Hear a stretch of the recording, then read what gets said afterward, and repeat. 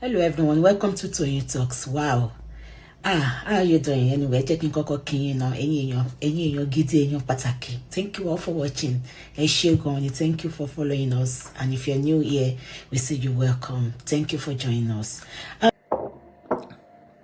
Follower tó wà ńbẹ̀ ó pọ̀. But for 24,080 wà ńbẹ̀. Ibẹ̀ ni a ti máa ṣe chat ní alẹ́ yìí lórí irọ́ tí ọmọ burúkú Lizzy Anjorin tí ó máa ń pa. Irọ́ tí ó ń pa ni òtítọ́ làwa gbé wá. And kò sí bí òtítọ́ ò ṣe nínà irọ́. Ìwọ tí ò bá ti follow ẹ̀, gbìyànjú kó lọ bá wa follow Instagram wa. Bákan náà, tó bá yẹ pé TikTok ló rọ̀ wá lọ́rùn, tó bá dórí TikTok, wà á rí Possum Ponder TV 00. Because lẹ́nu ìgbà tí à ń ṣe ní orí Instagram àti TikTok, àwọn show kan wà tó yẹ pé a ní ṣe lórí Facebook.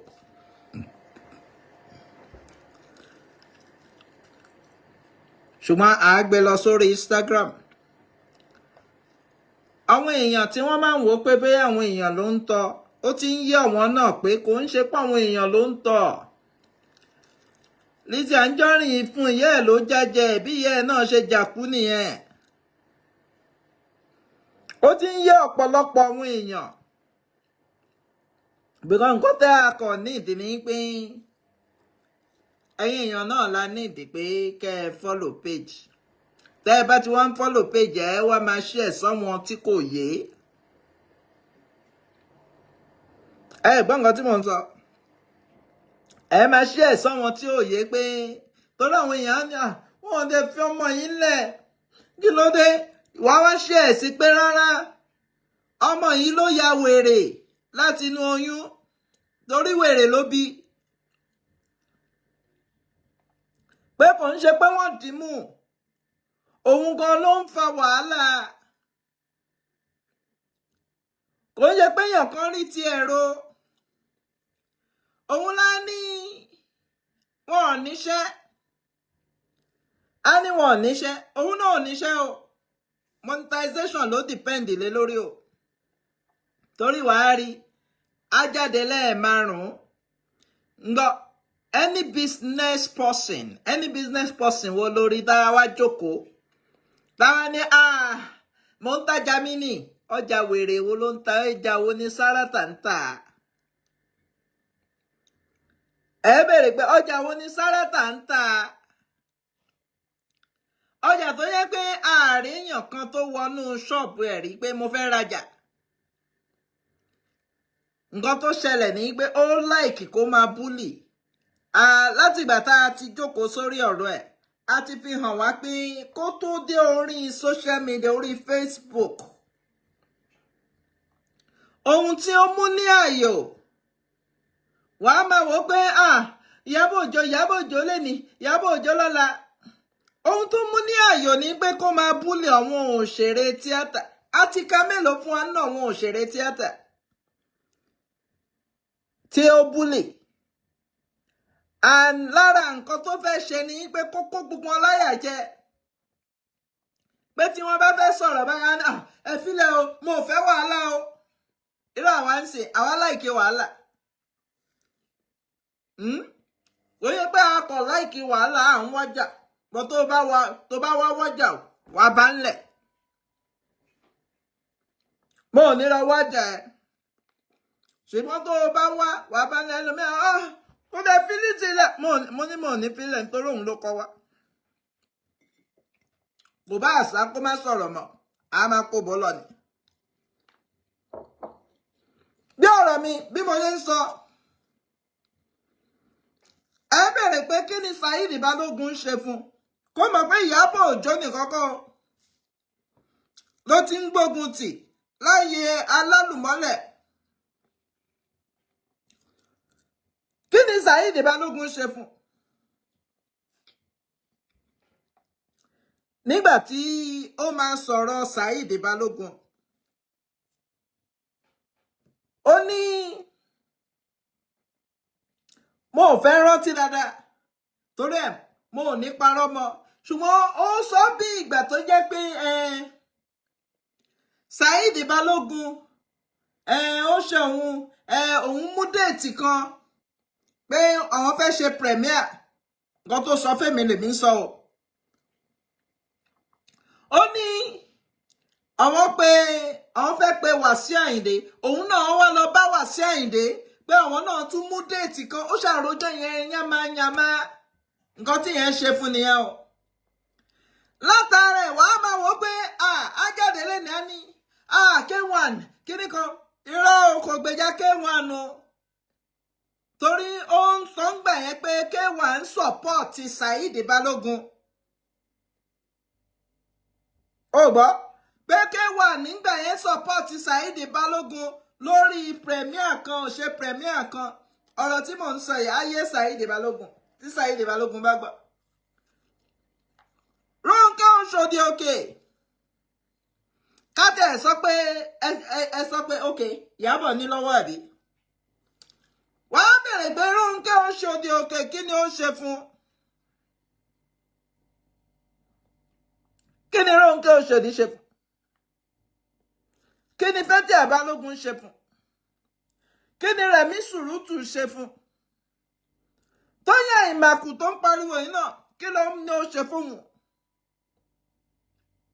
tó bá gbọ́ ọ̀rọ̀ a ní òun ló rìpọ́tì mi pé òun gbé gbaná bọ̀ ní Saudi ṣé wọ́n gbé gbaná ni àbẹ̀ ṣé wọ́n gbé gbaná ṣé o súnmọ́ gbaná tó o bá súnmọ́ gbaná téèyàn bá rìpọ́tì ẹ pé òun gbé gbaná bọ̀ kí wọ́n nìjà ń bẹ̀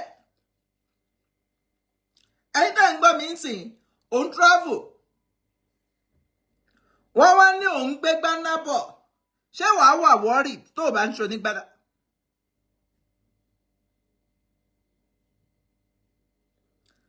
okay yes ẹni yẹn ti rán mi létí pé premier 50th birthday Saheed Balógun ó fọ̀ sí premier tí wèrè ẹ̀ fẹ́ ṣe bẹ́ẹ̀ ni so tẹ́ ẹ̀ bá súnmọ́ gbaná ẹ̀ ń traveler ní wá súnmọ́ gbaná wọ́n wá rìpọ́ọ̀tì pé ẹ̀ẹ́rẹ́ ni tó ń bọ̀ yẹn o gbaná ló ń gbé bọ̀ ǹjẹ́ ẹrù máa bà yín ẹrù ò lè bà yín ìdí tó fi wà paranoid ní pé nítorí pé ó súnmọ́ gbaná ó ń gbé gbaná.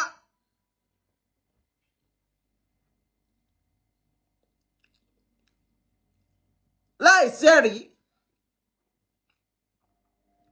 Onítòyìn ló kọ́ òun ló rìpọ́ọ̀tì ẹ̀ sí Saudi Arabia wọ́n wò pé Tóyìn rìpọ́ọ̀tì ẹ̀ so ẹni tó rìpọ́ọ̀tì ẹ̀ yẹn Saudi tó wá gbé orúkọ ẹ̀ fún ẹ pé nǹkan tó fi rìpọ́ọ̀tì ẹ̀ rèé o so make sense ẹ rí i pé wèrè ń ṣe Lizzy wèrè tó o bá ń ṣe pé wèrè ń ṣe ni. So níbi táwọn yẹn dàtìdé wọ́n wá ní já rìpọ́ọ̀tì Lizzy àwọn wá béèrè pé ok báwo ló ṣe mọ̀ pé ẹni yìí ló rìpọ́ọ̀tì ẹ̀ tó bá béèrè pé òun ló máa rìpọ́ọ̀tì ẹ̀ òun ṣe evidence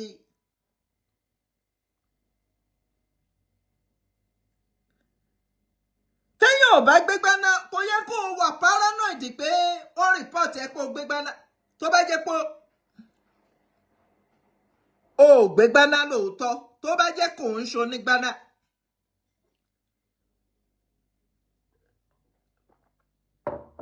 ẹ rántí pé ìyá àsàlẹ̀ Lizzy ni wọ́n mú tó ń ta oògùn olóró yẹn tó ń ba ayé àwọn ọmọ lọ́mọ jẹ́ ẹ wo ayé ọmọ tí wọ́n ti bàjẹ́ torí àwọn ò kí ẹ̀ èyí táwọn kí about ní pé kọ́wọn ṣáà ti rówó ọ̀nà táwọn ń gbà rí ayé ọmọ tí ayé ẹ máa bàjẹ́ kò kàn wọ́n.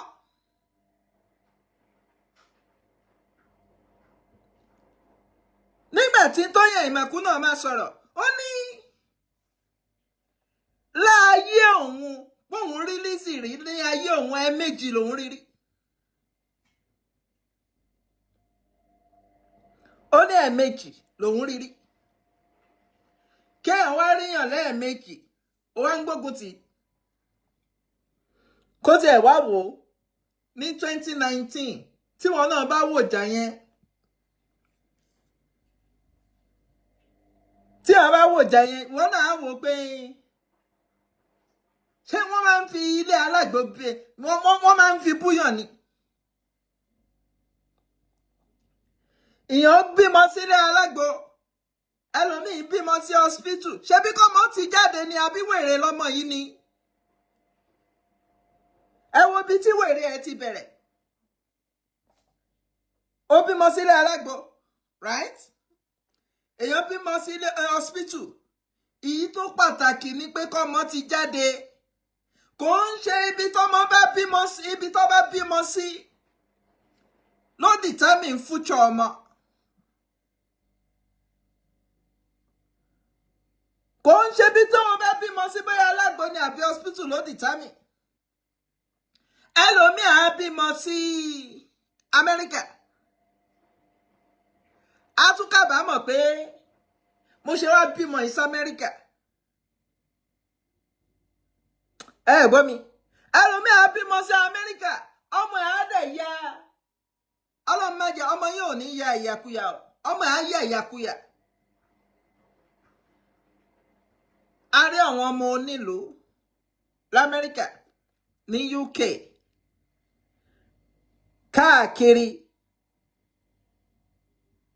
tó yẹ pé tó o bá wọ ọmọ wọn báyìí nílùú tí wọ́n ń gbé ìlú tó lófin tó lọ́ba wàá dẹ̀ máa sunkún. kéèyàn wá jáde eléyìí bímọ sí Alágbó eléyìí bímọ sí ní Ṣàngó anywhere tó o bá bímọ sí ọmọ ni. bọ́ nítorí pé orí Lizzy ò pé ẹ má jẹ́ ń sọ̀rọ̀ dànù. chaati alẹ́ yìí kò bá ṣe tán 12 o'clock a máa padà wá lórí Instagram. gbogbo owó tòwó rò tó bá sọ gbogbo ẹ̀ ló lésì. torí ìdí èyí ẹ yá pàdé lórí Instagram àti TikTok. nǹkan tá à ń create ní awareness. tá a bá ń sọ̀rọ̀ padà bẹ́ẹ̀ yẹn ẹlòmíì á bìlì pé gbogbo nǹkan tó ń sọ wọn onímọ̀ pọ́rọ̀ wèrè ni. wọn ò ní ṣe kí ni wọn ò ní mọ̀ pọ́rọ̀ wèrè ni. bọ́ àwa dúró ń bì í pé àwa gbòtítọ́ wá ni. gbogbo èyí tó bá sọ àwa ni ok eléyìí ò sọ dáadáa eléyìí ò sọ dáadáa irọ́ ló pa. gbogbo èyí tó ń sọ ń pa bàbá Mohbad náà kò yé.